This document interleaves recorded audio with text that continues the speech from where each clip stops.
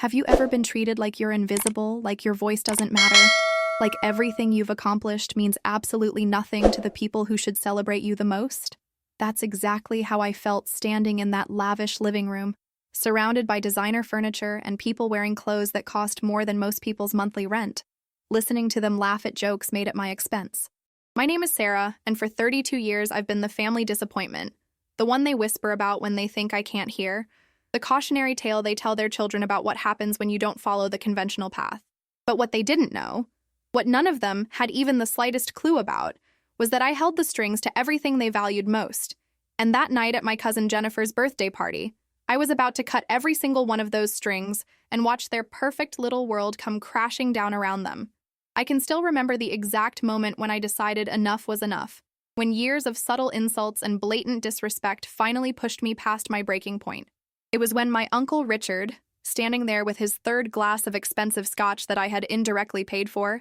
turned to the entire room and said with that condescending smirk of his that I had grown to despise over the years, asking everyone if they remembered when I used to talk about my little business ideas, emphasizing the word little like it was the punchline to the world's funniest joke. The room erupted in laughter, and I felt something inside me shift, something fundamental and irreversible, like a door slamming shut on one chapter of my life while another one burst wide open. My hands were shaking, not from fear or nervousness, but from the sheer adrenaline of what I was about to do, the secret I was about to reveal that would flip their entire perception of reality upside down. You see, for the past 8 years, I had been running a venture capital firm that specialized in tech startups and sustainable energy investments. And through a series of careful acquisitions and strategic partnerships, I had quietly become the primary investor in every single business venture that my family members were involved in. My brother's supposedly self-made construction company, my sister's boutique chain, my Uncle Richard's real estate development firm,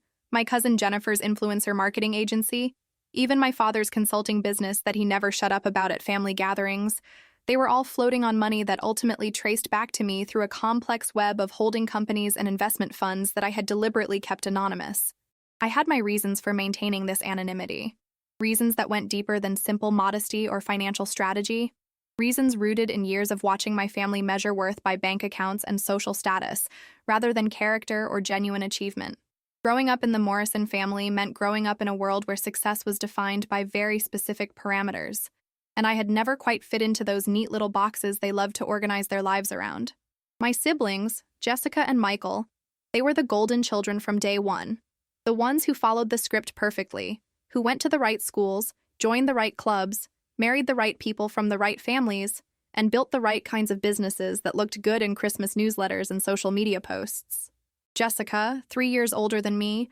had always been the beauty queen, the one who could walk into a room and command attention without saying a word, who married a hedge fund manager at 25 and immediately started building her boutique empire selling overpriced handbags to women who wanted to feel exclusive. Michael, just 18 months my senior, was the athletic golden boy, the one who got a full ride to play football at a prestigious university, who leveraged those connections into a construction business that primarily served wealthy clients building second and third homes in exclusive neighborhoods. And then there was me, the youngest, the one who was too quiet, too bookish, too interested in things that didn't immediately translate into social capital or impressive dinner party conversation. I remember being 14 years old, sitting at the Thanksgiving table while my father bragged about Michael's latest football game, and my mother showed everyone photos of Jessica's modeling portfolio. And when someone finally asked me what I was interested in, I started talking about this coding project I was working on, a simple app that could help organize study schedules, and I watched their eyes glaze over within seconds.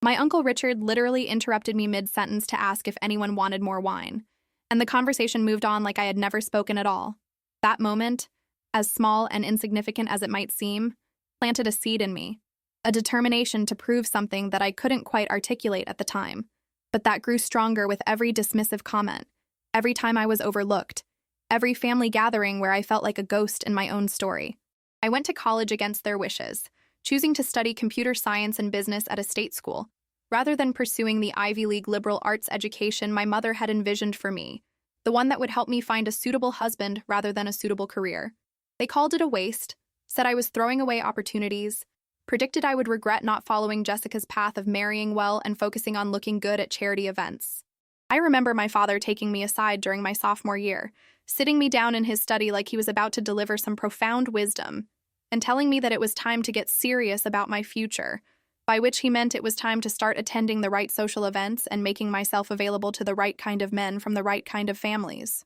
The disappointment on his face when I told him I was more interested in building something meaningful than in becoming someone's trophy wife was something I can still see clearly when I close my eyes, even all these years later. But I pushed forward, working part-time jobs to supplement my scholarships, spending nights in the computer lab working on projects while my siblings posted photos from exclusive parties and exotic vacations funded by our parents' seemingly endless generosity. I graduated with honors, which my family acknowledged with a polite golf clap, before immediately pivoting the conversation to Jessica's upcoming wedding, which was apparently the only thing worth getting excited about that year. My first job was at a small tech startup, where I was one of only 3 employees, working insane hours for modest pay, learning everything I could about how businesses actually operated from the ground up, not from the ivory tower perspective my family preferred. That startup failed after 18 months, and when I mentioned it at a family dinner, my Uncle Richard laughed and said he wasn't surprised, that I should have learned by now that real business required connections and capital,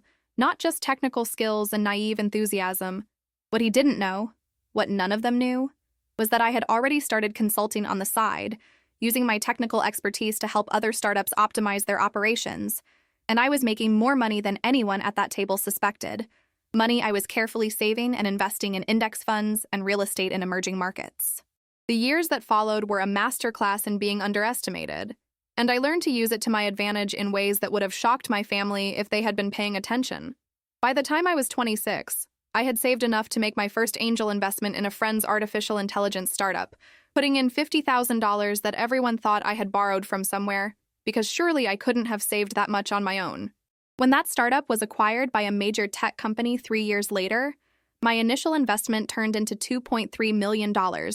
and suddenly I had real capital to work with, real power to shape my own destiny in ways I had only dreamed about. But I didn't tell anyone, didn't show up at family gatherings with a new car or designer clothes or any of the typical signals of sudden wealth that would have made them pay attention. Instead, I lived in the same modest apartment, drove the same reliable Honda Civic, wore the same simple clothes from affordable retailers, and continued to let them believe I was struggling to make ends meet in my little technology world that they couldn't be bothered to understand. I started a small investment fund, bringing in a few partners I had met through my consulting work, people who actually understood the potential of emerging technologies and weren't blinded by traditional definitions of success. We focused on startups that were solving real problems, companies working on renewable energy, medical technologies, educational platforms, agricultural innovations, businesses that had the potential to make a genuine difference while also generating substantial returns. My family knew nothing about this, of course, because every time I tried to talk about my work at family events, I was either interrupted, ignored, or patronized with that special brand of condescension reserved for family members who refused to stay in their assigned lane. My mother would pat my hand and tell me it was sweet that I had hobbies. My father would nod absently while checking his phone. My siblings would exchange knowing glances that said they felt sorry for me, still chasing these little dreams instead of settling down into a proper life like they had. What they couldn't see, what their own arrogance and limited perspective prevented them from understanding, was that while they were busy playing status games and measuring their worth by the size of their houses and the exclusivity of their country clubs, I was building something substantial, something that would eventually dwarf all of their accomplishments combined. By 30, my investment fund had grown to manage over $50 million in assets, with a portfolio that included 12 successful exits and 23 active investments in companies that were genuinely changing their industries. I had proven myself in rooms where intelligence and vision mattered more than last names and social connections,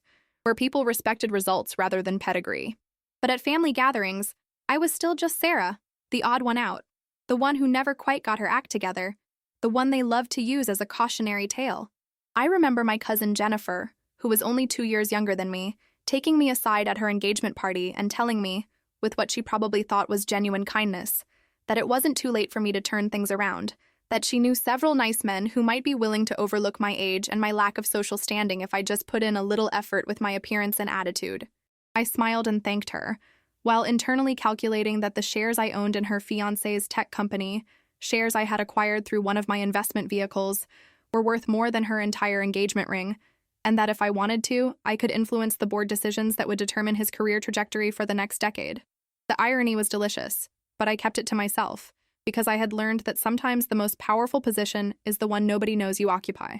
Then came the phone call that would set everything in motion, the one that would lead to that fateful birthday party where everything changed forever. My brother Michael called me one Tuesday afternoon, which was unusual because we rarely spoke outside of family obligations, and he asked if I knew anyone in the venture capital space who might be interested in helping him expand his construction business. He had secured a contract to build a luxury residential development, but he needed additional capital to cover the upfront costs, and he was having trouble securing traditional financing because the banks wanted too much collateral and too much control. I listened carefully, asked the right questions, and told him I would see what I could do, knowing full well that I could make this happen with a single phone call to my own firm. 2 weeks later, through a carefully structured series of conversations and deliberately obscured connections, my fund became the primary investor in Michael's expansion project, providing $3 million in exchange for equity and some board representation, which Michael agreed to because he thought he was dealing with a group of anonymous investors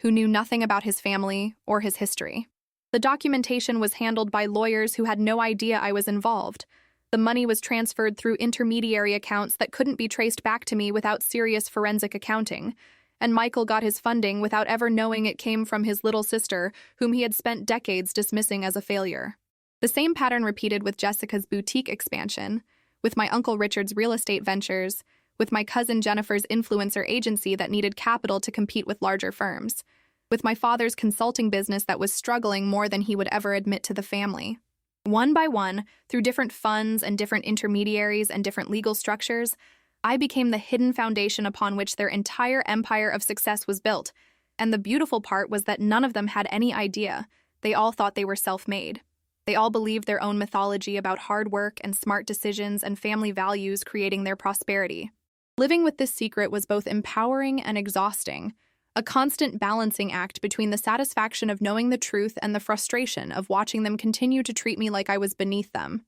Every family gathering became a performance where I had to pretend to be impressed by their accomplishments, had to listen to their condescending advice about how I should live my life, had to endure their pity and their judgment while knowing that their entire world would collapse if I decided to pull my support. There were times when I wanted to scream the truth, times when the urge to wipe those smug expressions off their faces was almost overwhelming. But I held back because I had convinced myself that I was taking the high road, that I was being the bigger person, that someday they would see me for who I really was, without me having to force the revelation. I told myself that their opinion didn't matter, that I had proven everything I needed to prove to the people who actually mattered in the business world, that family approval was an outdated concept that I had outgrown. But deep down, in those quiet moments late at night when I was alone with my thoughts, I knew I was lying to myself. I knew that part of me was still that 14-year-old girl at the Thanksgiving table, desperate to be seen, desperate to be heard, desperate to matter to the people who were supposed to love me unconditionally. The resentment built slowly, accumulating with every dismissive comment, every condescending smile, every family event where I was treated like an afterthought, until it became this heavy thing I carried around, this weight that grew heavier with each passing year. The invitation to Jennifer's 30th birthday party arrived on expensive cardstock with gold-embossed lettering, the kind of over-the-top stationery that screamed, "Look at how successful and sophisticated we are." The party was being held at her new home, a sprawling estate in an exclusive gated community that she had purchased with money from her influencer business, the same business that was only profitable because of the strategic investments and connections my fund had facilitated behind the scenes. The invitation specified cocktail attire, which in Morrison family code meant designer labels and conspicuous displays of wealth, the kind of event where people would spend the evening comparing watches and discussing their latest vacation to some private island or exclusive resort. I almost didn't go, seriously considered sending my regrets and spending the evening doing literally anything else,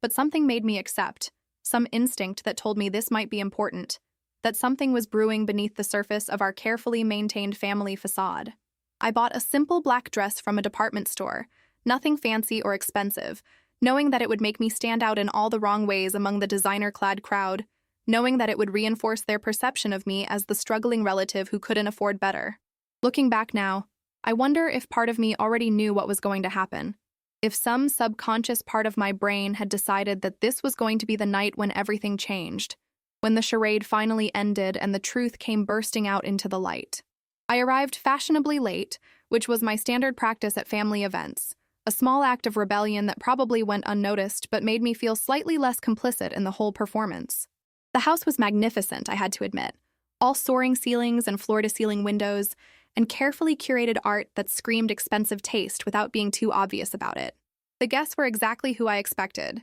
a carefully selected mix of family members, and Jennifer's influencer friends and their wealthy partners, all of them dressed in clothes that cost more than most people's monthly salary, all of them carrying themselves with that particular brand of confidence that comes from never having worried about money or status. I grabbed a glass of champagne from one of the circulating waiters and found a quiet corner where I could observe without being too conspicuous, which was my usual strategy at these events, staying on the periphery where I could watch the performance without being forced to participate too actively. My sister Jessica was holding court near the fireplace, surrounded by a group of women who hung on her every word as she described her latest boutique opening in the city, how she had personally overseen every detail, how the design aesthetic was inspired by her recent trip to Milan, how the exclusive clientele she was cultivating represented the pinnacle of sophisticated taste. Michael was on the opposite side of the room, drink in hand, deep in conversation with our father and Uncle Richard, probably discussing business and politics and golf scores, the trinity of acceptable male conversation topics in our family. Jennifer floated through the room like she owned it, which I suppose she did, accepting compliments and air kisses and perfectly wrapped presents with the practiced grace of someone who had spent her entire life being the center of attention. The evening progressed exactly as I had expected for the first hour or so, with me largely ignored except for the occasional obligatory greeting from relatives who felt they had to acknowledge my presence but clearly couldn't think of anything meaningful to say to me.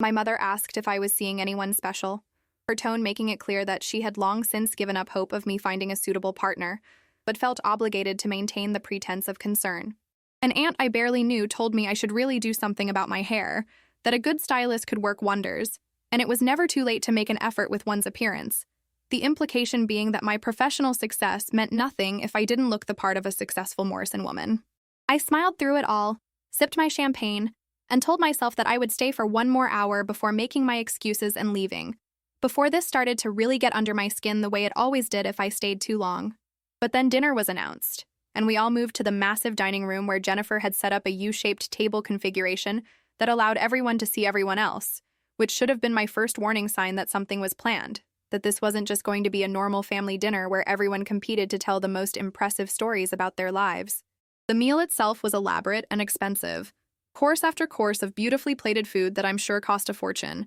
and that most people barely touched because they were too busy talking and drinking and performing for each other. I found myself seated at the far end of one arm of the U, next to a couple I didn't know who spent the entire meal discussing their recent renovation project, and didn't ask me a single question about myself, which was fine because I preferred being invisible to being patronized. The conversation flowed around me like I wasn't even there, and I let my mind wander, thinking about the projects I had waiting for me at the office, the investment opportunities I was evaluating, the real world where I actually mattered and my contributions were valued. Then, just as dessert was being served, Jennifer stood up and clinked her glass to get everyone's attention, and I felt a small flutter of anxiety in my stomach, that intuitive sense that something was about to go wrong, even though I couldn't articulate exactly what. She thanked everyone for coming, gushed about how blessed she felt to be surrounded by such amazing people, and then she said she wanted to take a moment to recognize all the successful members of the Morrison family, to celebrate the incredible achievements that made her so proud to carry this name.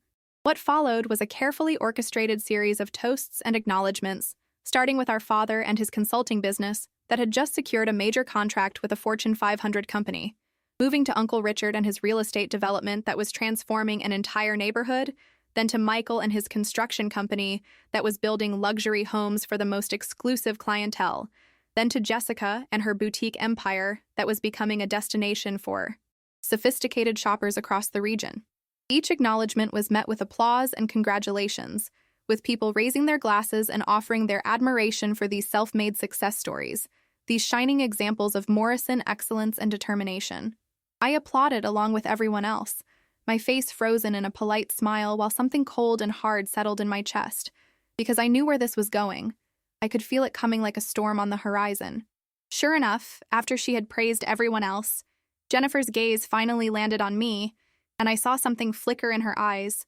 something that looked almost like pity mixed with amusement, And I knew that whatever was about to happen was going to be designed to hurt, to put me in my place, to remind me and everyone else that I was the family disappointment, the one who didn't measure up. She said, with that perfectly practiced tone of false sympathy that she had mastered over the years, that she also wanted to acknowledge me, dear Sarah, who was still figuring things out, still searching for her path in life, still working so hard at her little technology projects, even though they hadn't quite turned into the success we had all hoped for. The word little landed like a slap, intentional and cruel, and I felt my face flush hot with humiliation and rage. She continued, saying that it was important to remember that not everyone could be as successful as the others, that not everyone was meant to build empires or make their mark on the world, that there was value in simply doing your best even if your best wasn't quite enough. And wasn't it sweet how I kept trying despite all the setbacks and disappointments? The room had gone quiet, that awful kind of silence where everyone knows something inappropriate is happening but nobody wants to be the one to call it out.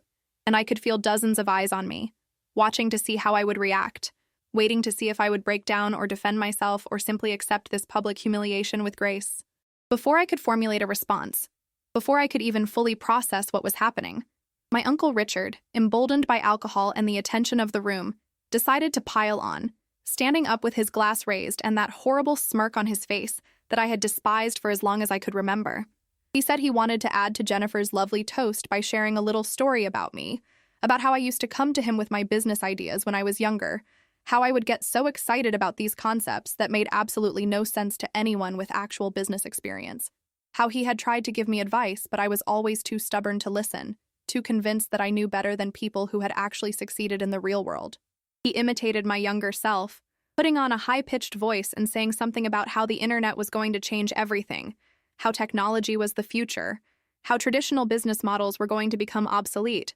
and everyone laughed, actually laughed at this cruel mockery of my younger, more hopeful self. He said it was a good reminder that intelligence and ambition weren't enough, that you needed connections and capital and common sense to actually make it in the business world, that some people were just meant to be employees rather than entrepreneurs, and there was no shame in accepting your limitations and finding a nice stable job instead of chasing impossible dreams. The laughter grew louder, and I watched as my own mother nodded along, as my father chuckled into his wine glass, as my siblings exchanged knowing glances that said they had been thinking the same thing but were too polite to say it out loud. Something snapped inside me in that moment, something fundamental and irreversible, like a rope that had been stretched too tight for too long finally breaking with an almost audible crack. I felt it physically. This rush of clarity and determination that pushed out all the embarrassment and hurt and replaced it with cold, crystalline anger. I had spent years taking the high road, years being the bigger person, years convincing myself that I didn't need their approval or recognition, but sitting there in that moment, listening to them laugh at me, watching them mock everything I had worked for, I realized that I was done, absolutely and completely done with this performance, done with protecting their egos and their comfortable delusions, done with hiding who I really was and what I had really accomplished. My hands stopped shaking, my breathing steadied, and I felt a strange calm settle over me. The kind of calm that comes right before you do something that you can never take back, something that will change everything forever. I stood up slowly, deliberately, and the laughter began to die down as people noticed, as the room gradually fell silent again with everyone watching me, probably expecting me to make some tearful exit or deliver some ineffective defense of myself that they could dismiss and forget about by tomorrow. I picked up my wine glass, took a slow sip, and let the silence stretch out until it became uncomfortable, until people started shifting in their seats and exchanging confused glances, until I had everyone's complete and undivided attention.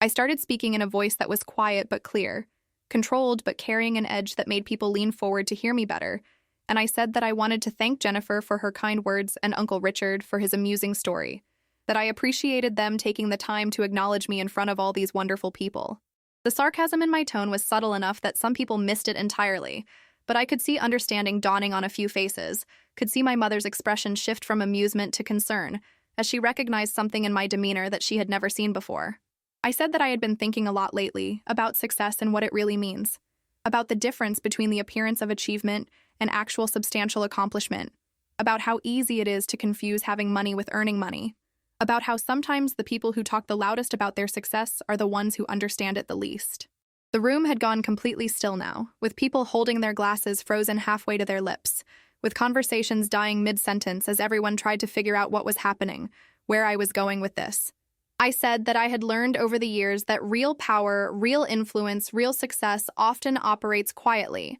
behind the scenes, without the need for constant validation or public recognition, that the people who actually control things rarely feel the need to announce it to everyone within earshot. My father started to interject, probably to shut me down before I could say anything truly embarrassing, but I held up my hand and kept talking, my voice growing slightly louder, slightly more forceful, and something in my expression must have warned him off because he sat back down and let me continue.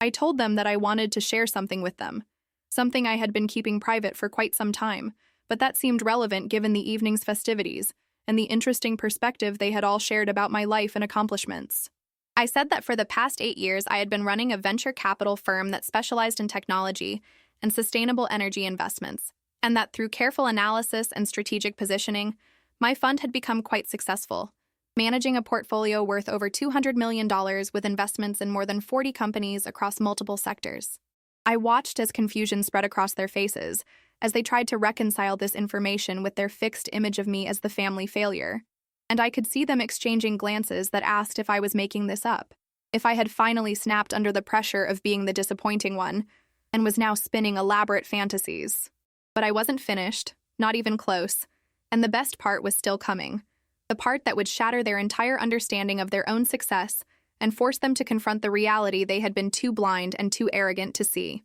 I said that what made this particularly interesting, what I thought they might find especially relevant to tonight's celebration of Morrison family achievement, was that through various investment vehicles and holding companies and strategic partnerships, my fund had somehow ended up being the primary investor in several businesses that some of them might be familiar with, businesses that in fact belonged to members of this very family. The confusion was giving way to suspicion now, to a dawning awareness that something significant was happening, even if they couldn't quite grasp what it was yet. And I could see my brother Michael leaning forward in his chair, his face going pale as some terrible possibility began to form in his mind. I pulled out my phone, opened up a folder I had prepared weeks ago, just in case, containing documentation and corporate structures and investment agreements, and I started walking around the table slowly, deliberately, making eye contact with each person as I revealed exactly how their supposed self-made success was actually built on a foundation I had constructed. I stopped behind Michael first,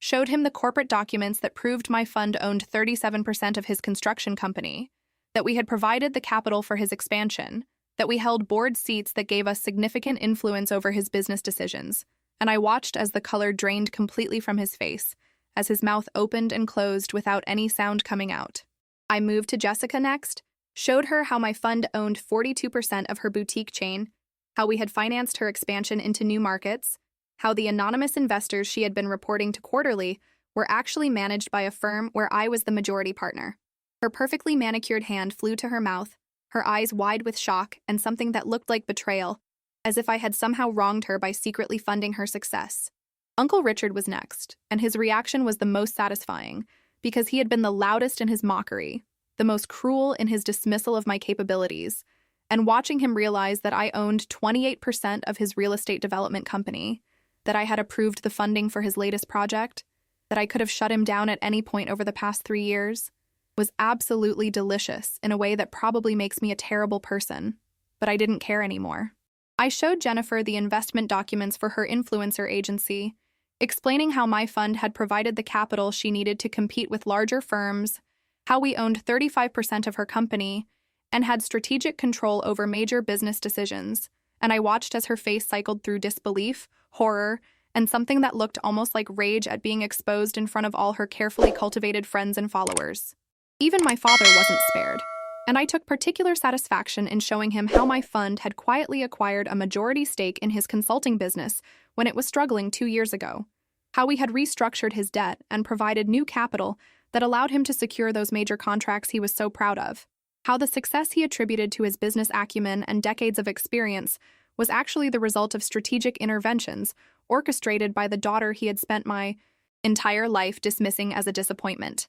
The silence in that room was absolute, heavy and suffocating, broken only by the sound of my heels on the hardwood floor as I walked back to my seat, my heart pounding but my hands steady, my voice clear and unwavering as I delivered the final blow. I said that I wanted to be clear about something, that I wasn't telling them this to be cruel or vindictive, Although I would be lying if I said there wasn't some satisfaction in finally correcting their misconceptions about me, but rather because I thought they deserved to know the truth about their own success, about where their funding really came from, about who had actually been making the decisions that shaped their businesses over the past several years. I explained that I had maintained my anonymity, not because I was ashamed of helping them, but because I had wanted to see if they could succeed on their own merits, if they could build something real without the ego and arrogance that had always characterized their approach to business and family, and I admitted that I had been disappointed, though not surprised, to discover that when given resources and opportunities, they had mostly just used them to fuel their own sense of superiority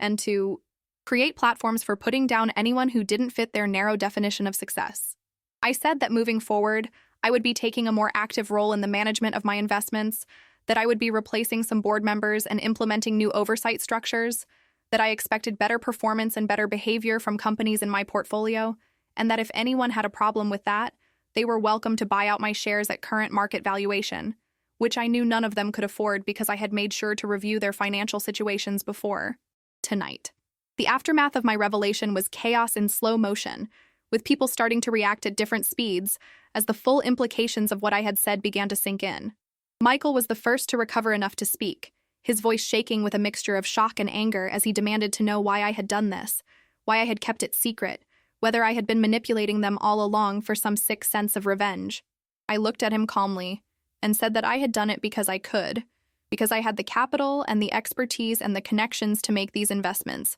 and because despite everything, despite years of being treated like I didn't matter, I still cared enough about my family to try to help them succeed, even if they were too blind to see where that help was coming from. Jessica stood up so abruptly that her chair fell over backward, her face flushed with anger and embarrassment, and she accused me of being manipulative and controlling, of building some elaborate scheme to make them feel small, of violating their trust by hiding my involvement in their businesses. I laughed at that. Actually laughed, because the irony was too rich to ignore. And I asked her when exactly I had violated her trust, when exactly we had established this trusting relationship where I owed her complete transparency. Because from my perspective, I had spent decades being excluded from their trust, being kept on the outside of every important family conversation, being treated like someone whose opinion and involvement didn't matter. I said that I had simply played by the rules they had established, that I had operated in the same world of anonymous investors and corporate structures that they all used in their businesses,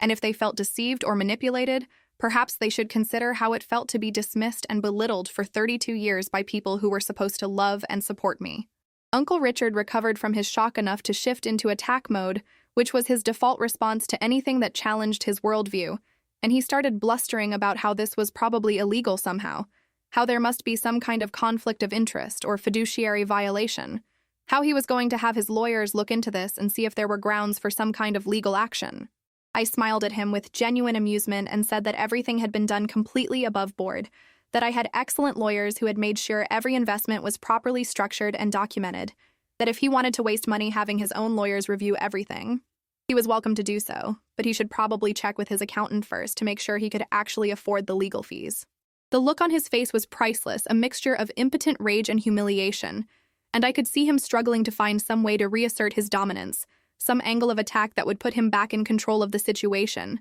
But there was nothing, absolutely nothing he could do because I held all the cards and we both knew it. Jennifer had started crying, which I suspected was more about the public nature of the revelation than the revelation itself, because her entire brand was built on the image of the self-made influencer who had built her empire through hard work and authentic connection with her followers, and now everyone in that room knew that her success was funded by the same cousin she had just publicly mocked as a failure. I almost felt sorry for her in that moment, almost. But then I remembered the malice in her voice when she had called my projects little, the deliberate cruelty in her fake sympathy, and I reminded myself that she had made her choices, and now she was living with the consequences. My mother was the one who really surprised me, because instead of jumping to defend my siblings or attacking me for embarrassing the family, she just sat there staring at me like she was seeing me for the first time, like some stranger had walked in wearing her daughter's face, and there was something in her expression that might have been respect or might have been fear.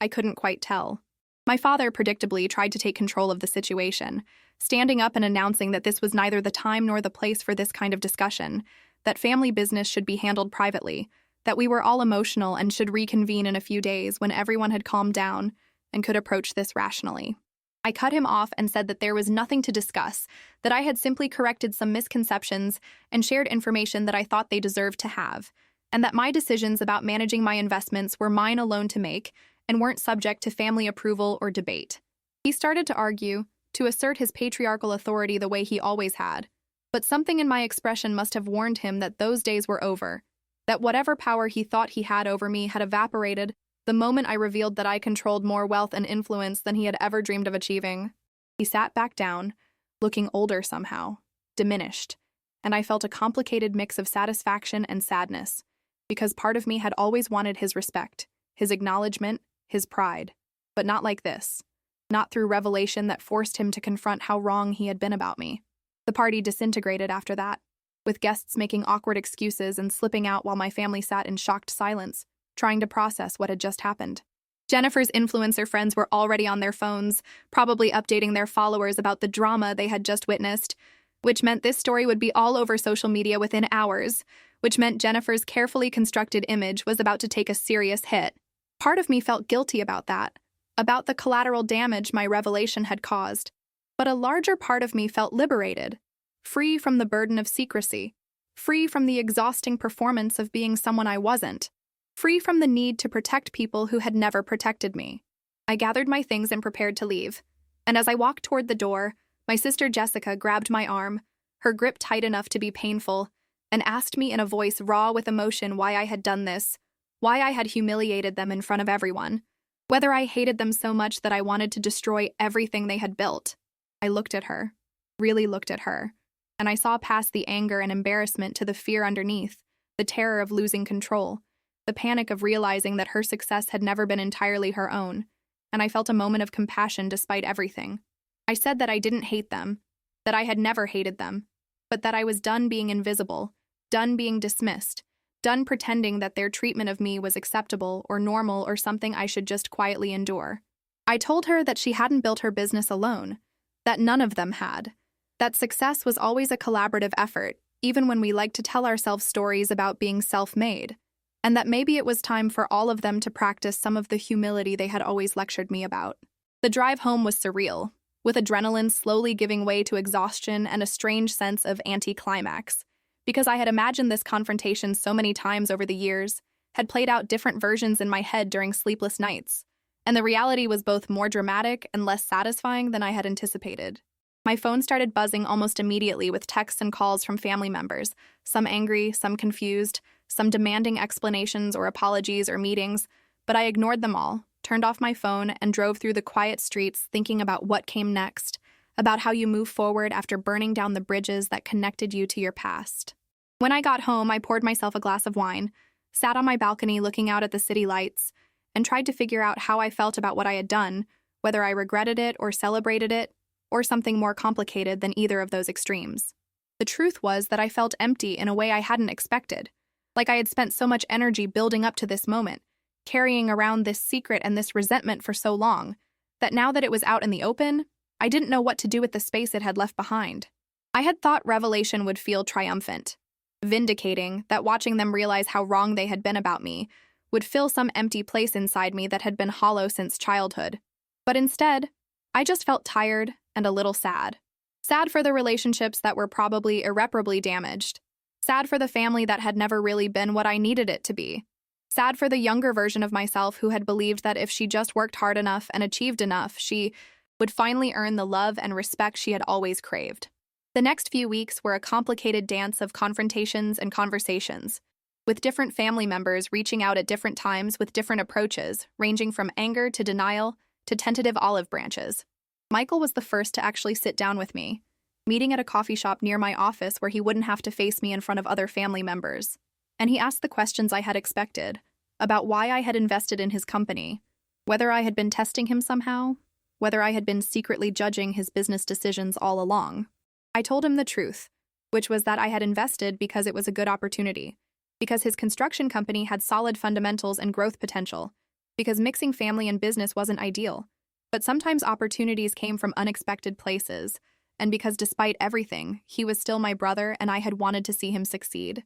He asked why I had kept it secret, and I explained that I had done it partially for professional reasons, to maintain separation between my personal and business lives, but also because I had wanted to see if he could succeed on merit, without the complications that would have come from knowing his little sister was funding his expansion. We talked for 3 hours, and by the end, I could see him struggling with the cognitive dissonance of reconciling his image of me as the family failure with the reality of me as a successful investor who had helped build his company. And I realized that this was going to be the pattern, that each of them would have to go through this process of reconstructing their understanding of who I was and what I had accomplished. Jessica took longer to come around, spending several weeks oscillating between angry texts accusing me of various betrayals and long silences where she presumably processed everything with her therapist and her husband and her carefully selected support system. When we finally met, it was at her request, at one of her boutiques after hours where she felt safe on her own territory, and she started by telling me that what I had done was manipulative and wrong,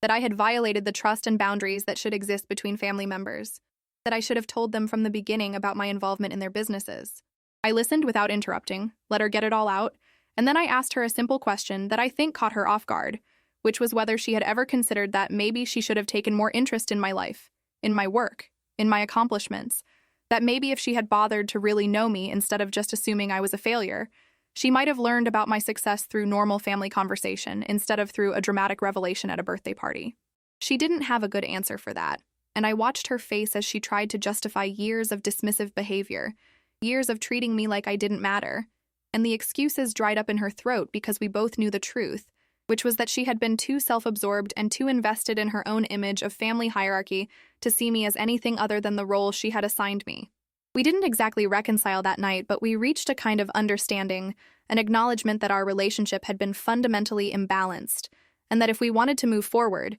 it would have to be on more equal terms, with mutual respect replacing the patronizing pity she had always offered me. My father was the hardest conversation, partially because of the generational and gender dynamics involved, partially because admitting he had been wrong about me meant admitting that his entire framework for understanding success and worth was flawed, and men of his generation and background don't make those admissions easily. We met in his office, surrounded by the diplomas and awards and photos that documented his professional life, and he tried to approach it as a business negotiation, asking about my fund's strategy and my plans for his company and whether I intended to make changes to the management structure. I answered his questions professionally, explained that I believed in his expertise even if I hadn't always believed in his business model, and that my intention was to strengthen the company through better capitalization and strategic partnerships, not to undermine his leadership. He seemed relieved by that, and I realized that his greatest fear wasn't that I had invested in his company, but that I might use that investment to humiliate him the way he had participated in humiliating me.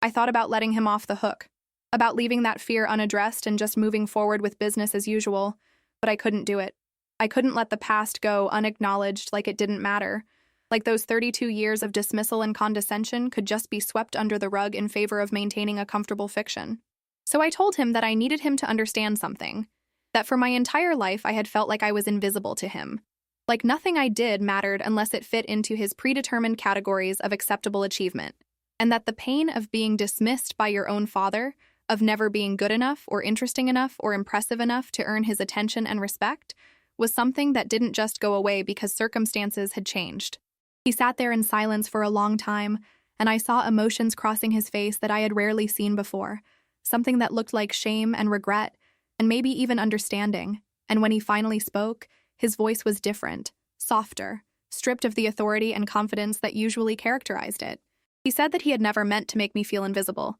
that he had always loved me and been proud of me in his own way, but that he hadn't known how to relate to me, hadn't understood my interests or my goals, and had defaulted to the only parenting approach he knew, which was pushing his children toward conventional markers of success. He admitted that he had been wrong, that he had let his own limitations and biases prevent him from seeing me clearly, from appreciating my unique strengths and accomplishments, and that he was sorry for the years of pain his dismissiveness had caused. It wasn't a perfect apology, and it didn't erase decades of hurt, but it was something, a beginning, an acknowledgement that maybe our relationship could evolve into something more authentic and mutual. I told him that I appreciated his honesty, that I wanted to move forward, but that I needed him to actually see me, to take an interest in my life and my work, not because I had proven myself in ways he could finally understand, but because I was his daughter and I deserved that interest regardless of my achievements or lack thereof. He nodded, and I thought I saw tears in his eyes, though he blinked them away before I could be sure,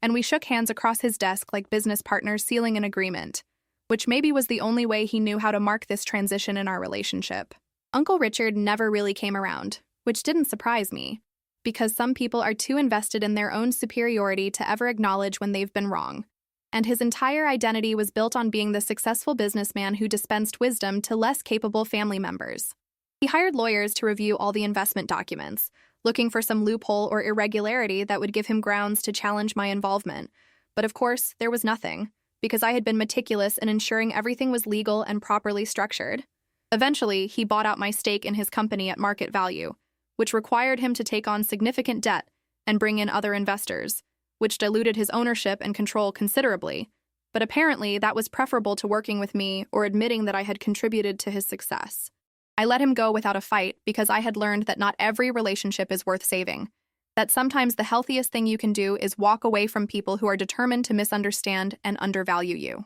Jennifer went through a very public crisis when the story of the party leaked online,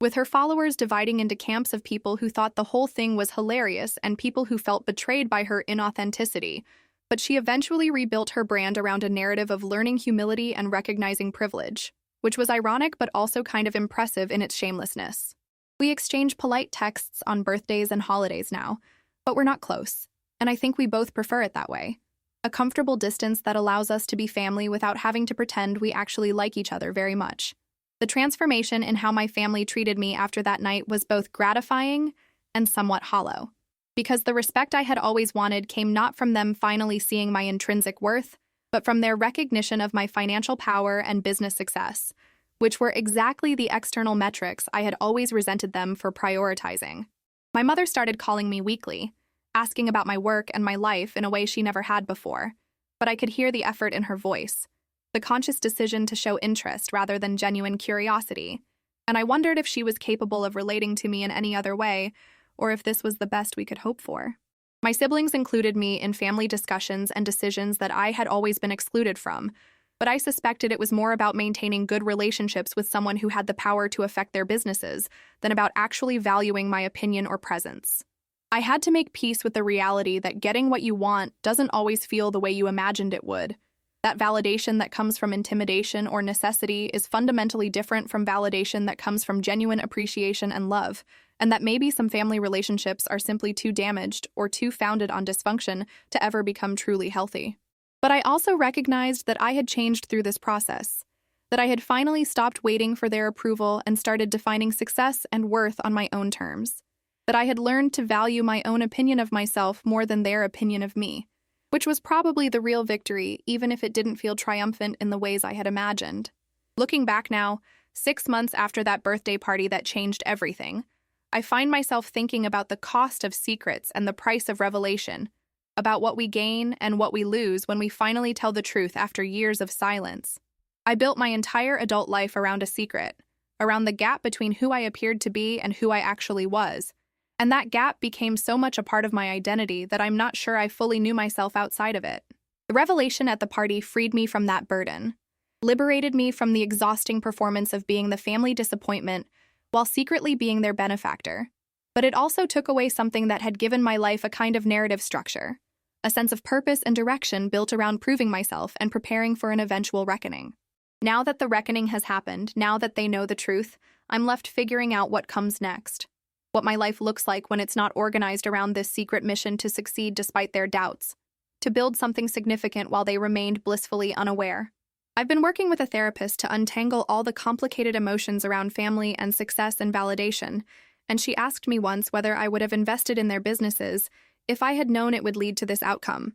if I had known that revealing my involvement would fundamentally change every family relationship I had. I thought about it for a long time, and the honest answer is that I don't know, that I made those investments for such a complicated mix of reasons, some altruistic and some vindictive and some purely financial, that it's impossible to separate them or to know what I would have done differently with perfect foresight. What I do know is that I'm not sorry I told them the truth, that I'm not sorry I finally stood up for myself and demanded recognition and respect, even if the way I did it was dramatic and public and designed to maximize their discomfort. They spent decades making me uncomfortable, making me feel small and inadequate and invisible, And while revenge shouldn't be a primary motivator for major life decisions, I'm human enough to admit that there was satisfaction in watching them squirm, in forcing them to confront the reality they had worked so hard to ignore. More importantly, I'm proud of what I built, of the business I created and the investments I made, and the success I achieved entirely on my own terms, without relying on family connections or inherited wealth or any of the advantages my siblings took for granted. I proved to myself that I could succeed in the real world, in competitive markets where performance mattered more than last names, and that self-knowledge, that confidence in my own capabilities, is something no one can take away from me regardless of how our family relationships evolve or devolve from here. I've also learned that you can't make people see you if they're determined not to, that sometimes the problem isn't your visibility, but their willingness to look, and that seeking validation from people who are fundamentally incapable of providing it is a recipe for lifelong disappointment. The business world has been interesting too, because word got out about what happened, about the venture capitalist who had been secretly funding her own family's companies, and the reactions have been mixed, with some people admiring the strategic thinking and discretion, while others questioned the ethics and conflicts of interest involved. I've had to do a lot of explaining to partners and investors and board members about why I made the decisions I did, about how I managed potential conflicts, about what safeguards I had in place to ensure I was acting in the best interests of all stakeholders and not just advancing some personal family agenda. Most people have been understanding once they've heard the full story and reviewed the documentation, recognizing that I actually went above and beyond standard protocols to maintain appropriate boundaries and professional standards. But there have been a few relationships that became strained or ended because people felt I should have been more transparent from the beginning. I've accepted that as a necessary consequence of my choices, acknowledging that operating in secrecy, even for good reasons, creates legitimate questions about trust and transparency that can't always be satisfactorily answered after the fact. But I've also started being more open about my philosophy of investing, about looking for opportunities in places others overlook, about the value of understanding businesses from the inside out, about how personal connection to an industry or community can provide insights that pure financial analysis might miss. And I think that authenticity, that willingness to be honest about my approach even when it's unconventional,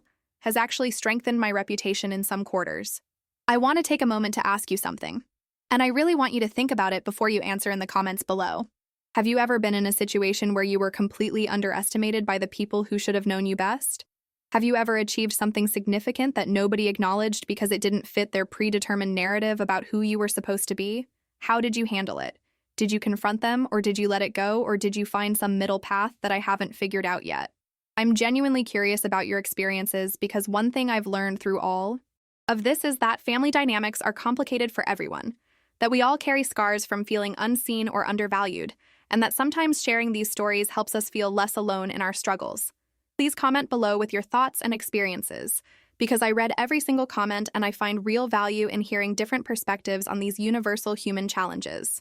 Your story might be exactly what someone else needs to hear today, might give them courage or comfort or just the knowledge that they're not crazy for feeling hurt by the people who are supposed to love them unconditionally. The lessons I've taken from this experience are numerous and sometimes contradictory, which I suppose is appropriate for any significant life event that forces you to question fundamental assumptions about yourself and your relationships. I've learned that success is complicated, that achieving your goals doesn't necessarily solve the emotional problems that drove you to pursue those goals in the first place, that external validation is hollow if you haven't done the internal work of valuing yourself independently of others' opinions. I've learned that family relationships are resilient in some ways and fragile in others, that you can survive major ruptures and confrontations, but that the scars remain, that forgiveness is possible but forgetting is not, that moving forward doesn't mean pretending the past didn't happen, but rather accepting it and choosing not to let it define your future. I've learned that secrets have a cost, that hiding parts of yourself from the people closest to you creates distance and distortion that can poison relationships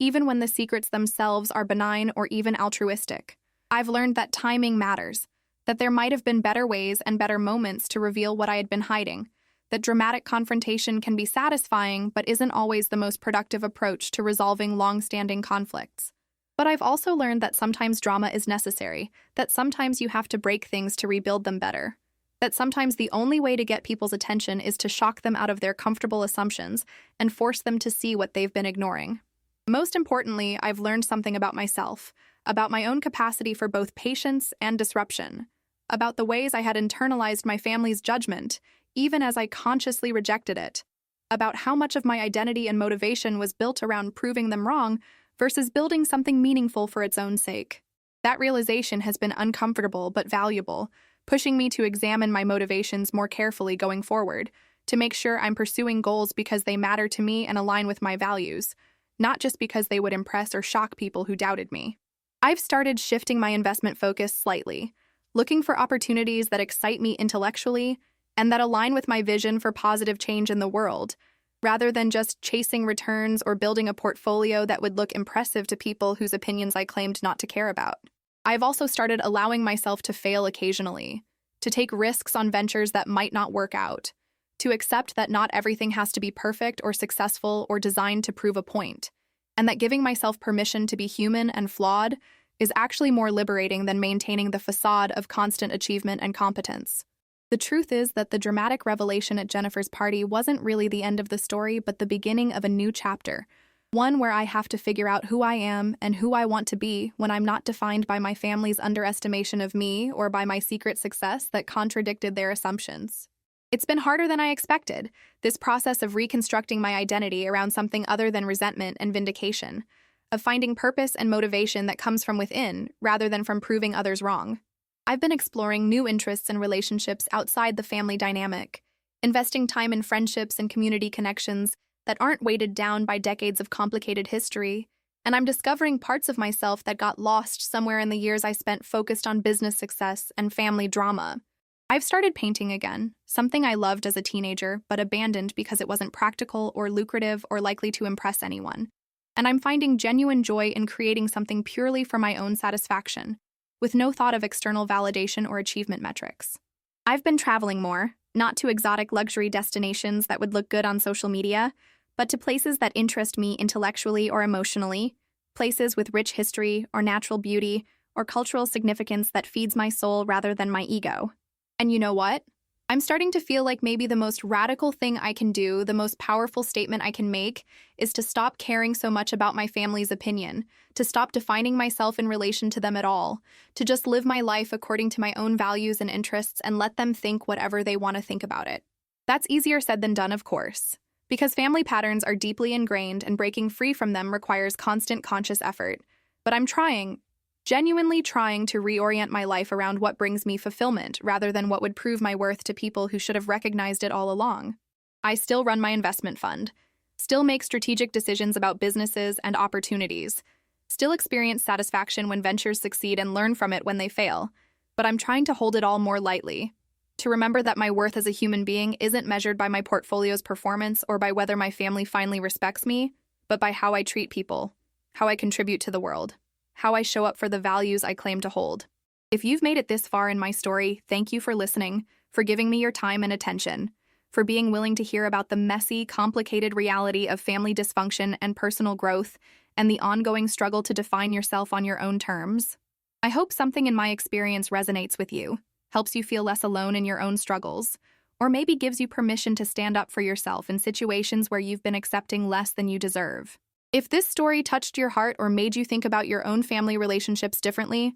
please hit that like button below, because it really does help the algorithm share these stories with more people who might need to hear them. People who are sitting in their own metaphorical corners at their own metaphorical parties, feeling invisible and undervalued and wondering if it's worth speaking up, or if they should just keep accepting crumbs of acknowledgement from people who should be offering them full seats at the table. And please, if you haven't already, subscribe to My Truth Revealed Tales, because this channel is dedicated to sharing real stories about real struggles and real growth. Stories that don't have perfect Hollywood endings, but that capture something honest about what it means to be human and flawed and trying to do better. Hit that notification bell so you don't miss future stories, because I promise you there are more coming, more tales of people finding their voice and their power and their worth in unexpected ways. More explorations of how we navigate the complicated terrain of family and success and identity in a world that's constantly telling us who we should be. Your support means everything, not just to me, but to the community we're building here of people who refuse to accept other people's limited vision of who they are and what they're capable of achieving. Thank you for being part of this journey, for sharing your own stories in the comments, for creating a space where we can all be honest about our struggles and celebrate our victories, however unconventional they might be. Until next time, Keep standing in your truth, keep demanding the respect you deserve, and keep remembering that your worth is not determined by anyone's opinion except your own.